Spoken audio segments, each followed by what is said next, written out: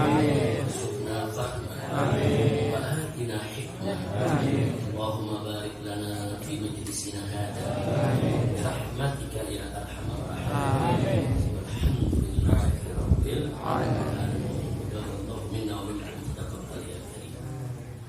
Alhamdulillah, pelajaran demi pelajaran pada malam hari ini sudah kita terima dari guru-guru kita. Di sini ada Habib Alwi bin Sumaid, ada Kiai Haji Nur Zaini Suwanda, kemudian juga ada Ustaz Kembar Adi dan Alwi, ada Uya Husein, ada juga Ustaz Irfan dan lainnya. Tidak saya sebutkan satu persatu. Mudah-mudahan kehadiran kita bersama para habaib dan para kiai, para ustaz menjadi penyebab turunnya rahmat dan Amin. Untuk meningkat waktu, kita lanjutkan pelajaran kita hari ini di bagian yang kedua. Kemarin kita sudah sampaikan satu ungkapan yang bagus dan indah, penuh hikmah. Saking bagusnya banyak orang mengira itu adalah hadis Nabi. Ternyata bukan hadis Nabi, tapi merupakan ucapan sahabat Nabi. Kalau pertanyaannya, apakah ucapan sahabat boleh kita jadikan bahan untuk berdakwah? Oh sangat perlu, karena ungkapan-ungkapan yang keluar dari para sahabat ini, saudara, tidak lain merupakan hasil daripada pemikiran mereka selama mengikuti, mentaati Nabi kita Muhammad. Allahumma shalli wa sallim alaihi. Nah, sekarang mari kita lihat ada ungkapan yang juga sangat terkenal. Ini yang kedua. Di mana ada satu ungkapan bunyinya an-nasu niyamun fa idza matun tabahu. An-nas, manusia, niyamun, semuanya ini tertidur. Fa idza matu, kalau mereka nanti sudah mati, intabahu, baru mereka bangun dari tidurnya. Nah, ini ungkapan luar biasa nih, saudara. Jadi kita diingatkan dengan ungkapan ini bahwa manusia itu pada dasarnya banyak yang lupa. Mereka tertidur, saudara, sehingga mereka tidak menyiapkan diri untuk menghadapi kematian. Begitu mereka mati, baru mereka bangun dari tidurnya. Oh iya, kenapa kemarin gak sholat tidurnya? Oh iya, kenapa kemarin gak ibadah tidurnya? Baru dia sadar. Maka itu di sini mari kita lihat apa yang dimaksud dengan ungkapan ini. An-nasu niyamun fa idza matu tabahu. Manusia itu pada dasarnya semuanya tidur. Fa idza matu, kalau mereka itu sudah mati, intabahu, baru mereka terjaga, baru mereka sadar bangun dari tidurnya. Artinya an-nas ya'ishuna fi ghaflatin tulhihim an istidad li nihayatihim. Artinya manusia itu banyak yang hidup dalam kelalaian, yang mana kelalaian ini membuat mereka lupa untuk mempersiapkan diri menghadapi akhir daripada kehidupannya, saudara. Nah, kemudian maskulin diamali, mereka sibuk dengan segala rencana, program, cita-cita, keinginan. Ka'annahum na'imun amma yantazirun. Seolah-olah mereka itu tidur dari apa yang sedang menunggu mereka. Apa yang sedang menunggu mereka? Kematian. Kematian, al-maut. Al-maut lagi menunggu kita semua, saudara. Bahkan al-maut ini bukan lagi nunggu kita, lagi mengejar kita, saudara. Dan kita nggak bakal bisa lari daripada kematian.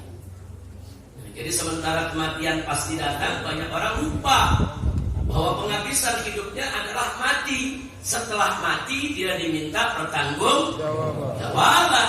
Saudara lupa, sibuk dengan kerja, sibuk dengan dunia, sibuk dengan menumpuk harta, sibuk dengan membangun, sibuk dengan segala kesibukan dunia.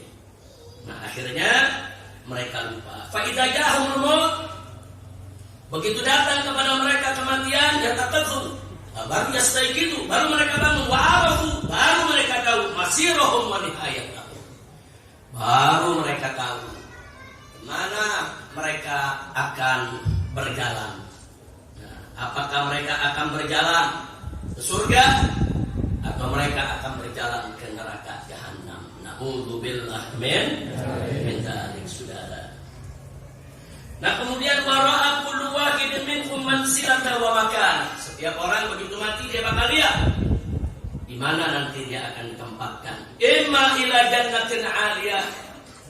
Mungkin dia akan ditempatkan di surga yang tinggi, yang indah, atau ila narin, atau dia akan ditempatkan ke dalam neraka. Nasallallahu takhfif wa lutfa bi khalqihi. Kita mohon kepada Allah agar kita semua diselamatkan dari sentuhan api neraka. Amin ya Allah. Wa hadzal qaul, ungkapan yang barusan kita sampaikan ini laisa min kalamin Nabi sallallahu alaihi wasallam.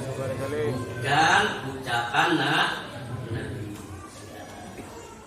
Lalu ucapan siapa? Di sini disebutkan, saudara, hadis ini yang barusan kita sebut, tanda kutip hadis ya, tanda kutip. Saudara, ini ada dalam kitab Ihya Ulumuddin.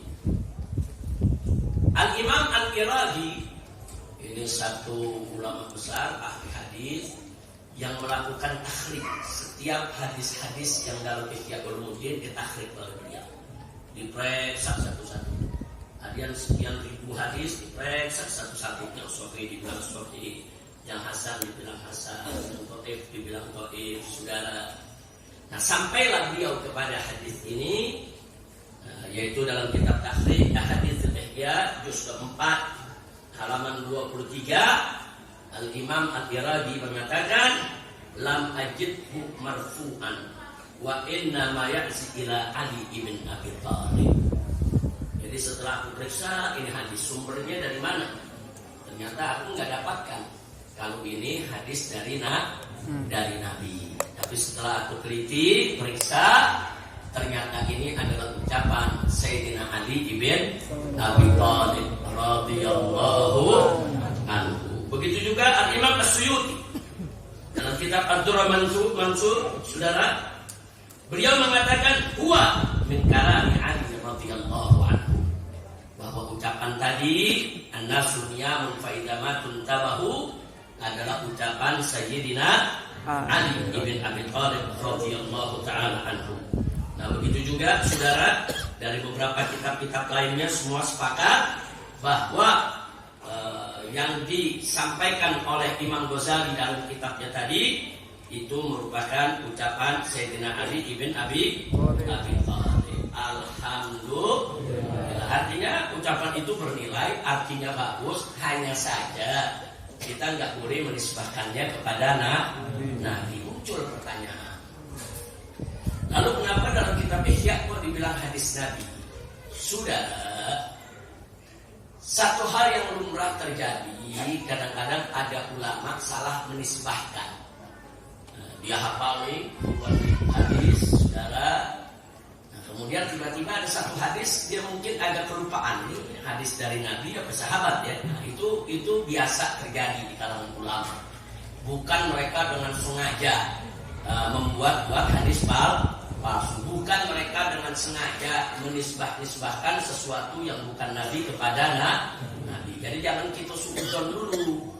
Jadi ada yang nyerang langsung, wah Imam Ghazali nggak ngerti hadis, wah Imam Ghazali dhaif dalam ilmu hadis, wah Imam Ghazali dalam kitab Ihya Ulumuddinnya terlalu banyak hadis-hadis yang dhaifnya. Nah, langsung dia hinakan kitab Ihya Ulumuddin dan dia hinakan Imam Ghazali. Padahal di dalam kitab Ihya Ulumuddin ada ribuan hadis, saudara, yang semuanya sahih. Ada beberapa belas hadis yang jadi masalah. Masa sih gara-gara teman belasan hadis, yang ribuan dia nggak lihat yang sahihnya, yang dia sorot cuma yang sekian belas. Ini nggak fair namanya, saudara. Nah, karena kalau kita bicara ulama-ulama salaf kita dulu banyak dari mazhab apapun, mereka larang buku, kadang-kadang agak itu keselip hadis dhaif satu, kadang-kadang keselip yang namanya ucapan sahabat disebut sebagai hadis Nabi, tapi husnudzon lah. Mereka bukan ulama-ulama pemalsu hadis. Mereka bukan ulama-ulama yang sengaja yang bukan hadis disebut hadis. Jangan suudzon. Kita mesti husnudzon. Wajib husnudzon. Jangan jangan berburuk sangka dengan ulama. Nah, maka itu alhamdulillah Imam Al-Iraqi, saudara, sebagai pengikut daripada Imam Ghazali, beliau periksa kitab guru. Tapi sopan. Kalau ada satu hadis beliau nggak dapat, langsung beliau serang gurunya. Guru saya salah deh. Taruh hadis nggak benar. Udah, dia cuma katakan lam ajidhu. Anda belum ketemu ini hadis. Jadi dia tawadhu. Anda belum ketemu ini hadis. Jadi dia kasih kesempatan kepada yang lain, cobalah cari, mungkin yang lain bisa ketemu saudara. Jadi kenapa bisa begitu? Karena Imam Iraqi sangat cinta kepada Imam Ghazali dan sangat hormat kepada Imam Ghazali, dan beliau tahu Imam Ghazali ilmunya sangat luas dan luar biasa, beliau punya pengetahuan. Nah, jadi dengan tekun beliau keluarkan hadis Ihya satu persatu. Ternyata saudara, hanya yang dikeluarkan oleh Al-Iraqi ada sekitar sekian puluh yang beliau tidak bisa menilai, atau menurut beliau dalam permasalahan mesti diteliti kembali. Tapi kemudian ada ulama berikutnya lah, Al-Imam Az-Zabidi, sudah dalam kitab Ithafus Sadah Al-Muttaqin, syarah daripada Ihya Ulumuddin. Nah, beliau melanjutkan pemeriksaan lagi. Oh, ada sekian puluh yang bermasalah. Dia periksa lagi. Ternyata dari sekian puluh setelah diperiksa hanya sekian belas yang bermasalah. Subhanallah. Artinya kita lihat. Jadi ulama ini dia sudah periksa sekian ribu hadis, dapat sekian puluh, dia nggak bisa memberikan penilaian atau dia ragu. Nah, ini sahih atau dhaif. Nah, datang ulama berikutnya bantu periksa lagi. Ternyata ada sekian puluh, cuma sekian belas, saudara. Dan ternyata dari sekian belas, saudara, itu bukan hadis palsu, bukan, tapi ucapan sahabat yang dinisbahkan kepada Nabi. Itu bukan hadis palsu namanya, salah menisbahkan. Nah, kemudian diperbaiki oleh Imam Zabidi, yang ini ucapan si fulan, ini ucapan si fulan, sehingga saudara kitab Ihya Ulumuddin yang luar biasa, fenomenal. Sejak zaman dulu sampai saat ini menjadi pegangannya Ahlus Sunnah wal Jamaah, khususnya pengikut mazhab Imam Syafi'i Asy'ari. Saudara, luar biasa. Kitab Ihya Ulumuddin ini betul-betul sesuai dengan judulnya, Ihya, menghidupkan ulumuddin, ilmu agama. Jadi di dalamnya ada ilmu akidah, di dalamnya ada ilmu syariat, ilmu fikih, di dalamnya juga ada ilmu akhlak, ilmu tasawuf, lengkap kitab Ihya Ulumuddin. Nah, maka itu di Hadramut, di Yaman, di Indonesia, di pondok-pondok pesantren, di Mekah, saudara, itu banyak pondok-pondok pesantren merutinkan diri setiap hari membaca kitab Ihya Ulumuddin sampai khatam. Begitu khatam, baca lagi dari awal sampai khatam lagi. Nah, saking apa? Saking kitab tersebut menjadi samudra hikmah yang penuh dengan ilmu pengetahuan. Mudah-mudahan ke depan kita juga bisa mengkajinya. Amin ya rabbal alamin. Baik, kita lanjutkan di sini. Jadi apa yang kita baca tadi, ya, itu memang bukan hadis Nabi alaihi salatu wassalam, tapi itu merupakan ucapan Sayyidina Ali ibn Abi Thalib. Di sini dikatakan fima yankasiful insani ba'da mautihi makana mahjuban anhu fi hayatih. Kama yankasiful mutayaqqif min al-umuri ma lam yakun mahjuban anhu hala mautih. Jadi kita diingatkan di sini berapa banyak urusan-urusan pada saat kita ini hidup memang belum tersingkap, saudara, karena kita terlalu sibuk dengan dunia, lupa akhirat. Tapi begitu kita mati baru kita tahu. Ternyata di sana ada banyak hal yang harus kita pertanggungjawabkan. Nah, di sanalah akan datang penyesalan. Makanya berapa banyak orang yang meninggal dunia minta kepada Allah, ya Allah, diberikan kesempatan hidup sesaat aja lagi. Bisa hidup sebentar aja untuk ibadah kepada Engkau, ya Allah. Nah, dalam rangka untuk apa? Untuk mensucikan diri, untuk membersihkan diri dari dosa, untuk mendapatkan husnul khatimah. Nah, makanya dalam pesan ini ya Ikhwan, singkat, padat, ringkas, jelas, luar biasa. Imam Ali memang seorang yang sangat cerdas, sangat pintar. Hanya dengan satu kalimat beliau memberikan pelajaran luar biasa kepada kita. An-nasun yamun, manusia itu semua tidur. Fa idza matun tabahu, kalau mereka sudah mati baru mereka bangun dari tidurnya. Makanya di dalam Al-Qur'an Al-Karim, saudara, Allah berfirman, faqala ta'ala wa'bud rabbaka hatta ya'tiyakal yaqin. Artinya, sembahlah Tuhanmu atau ibadahlah kepada Tuhanmu sampai datang kepada engkau al-yaqin. Man murad bil yaqin? Apa maksudnya yakin? Kita buka semua tafsir. Ternyata yang dimaksud al-yaqin adalah al-maut, kematian. Nah, di sini menarik. Kenapa al-maut, kematian, diberi nama, diberi julukan oleh Allah dengan nama yang indah, al-yaqin, keyakinan. Jadi Allah tidak mengatakan wa'bud rabbaka hatta ya'tiyakal maut, sembahlah Tuhanmu sampai datang kepadamu kematian, enggak. Tapi Allah katakan wa'bud rabbaka hatta ya'tiyakal yaqin, sembahlah Tuhanmu sampai datang kepadamu al-yaqin, keyakinan. Nah, sekarang pertanyaannya, kenapa sih kok al-maut disebut yakin oleh Allah Subhanahu wa taala? Kok namanya disebut keyakinan? Ada apa dengan al-maut? Ternyata saudara, ada dua hal penting yang mesti kita garis bawahi. Pertama, apapun keyakinan manusia, apapun agamanya, siapapun dia, saudara, mau kaya, mau miskin, mau pejabat, mau rakyat, mau kiai, mau santri, bahkan mau mukmin, mau kafir, mau murtad, mau ateis sekalipun, saudara, semua umat manusia di dunia percaya, yakin kalau yang namanya manusia pasti akan mati. Nggak ada yang nggak percaya, semua percaya bakal mati ya Pak. Kenapa mereka bisa yakin? Karena mereka lihat dengan mata mereka, bapaknya mati, ibunya mati, istrinya mati, anaknya mati, temannya mati, saudara. Mereka lihat kan dengan kepala, saudara, dengan mata kepala mereka. Nggak ada yang abadi, saudara. Pemimpin-pemimpin dunia dulu, saudara, yang tenar-tenar, Namrud, Fir'aun, semua mati. Hitler mati, saudara. Nggak ada yang nggak mati. Presiden-presiden di dunia, raja-raja di dunia, semua mati.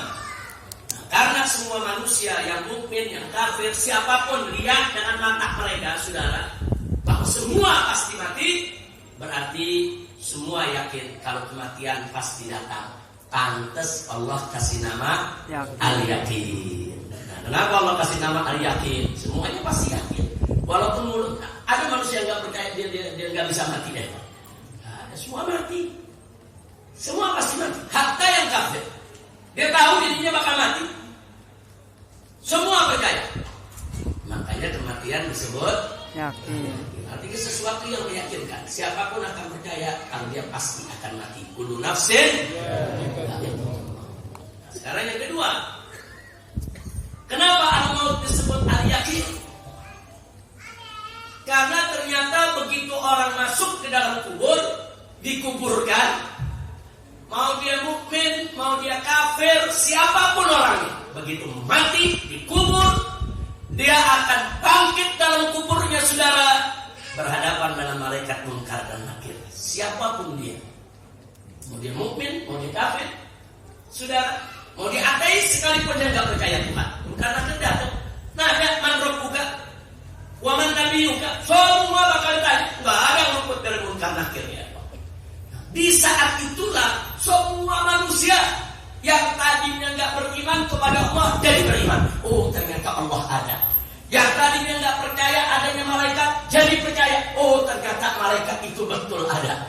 Yang tadinya nggak percaya ada surga neraka jadi yakin. Oh, ternyata surga itu ada, neraka itu ada. Yang tadinya nggak percaya ada siksa kubur jadi percaya. Ternyata siksa kubur itu ada. Artinya apa? Begitu kematian datang, yang gak yakin sekalipun kepada Allah akan yakin. Cuman sayang sejuta sayang, yakinnya udah gak berguna. Yakinnya udah nggak berguna. Dia udah mati baru dia percaya adanya Allah. Dia udah mati baru dia percaya bahwa an-nar haqqun wal jannatu haqqun. Begitu dia mati baru dia percaya, saudara, ada dunia, ada akhirat, ada pahala, ada dosa. Keyakinan yang datang setelah kematian la yanfa. Jadi orang yang paling kafir, cari orang yang paling kafir yang tak percaya Nabi Muhammad. Tapi begitu dia mati, pasti dia percaya bahwa Nabi Muhammad adalah utusan Allah. Berarti kematian itu tabir pembuka dari nggak yakin menjadi yakin. Pantes kematian dikasih nama al-yakin.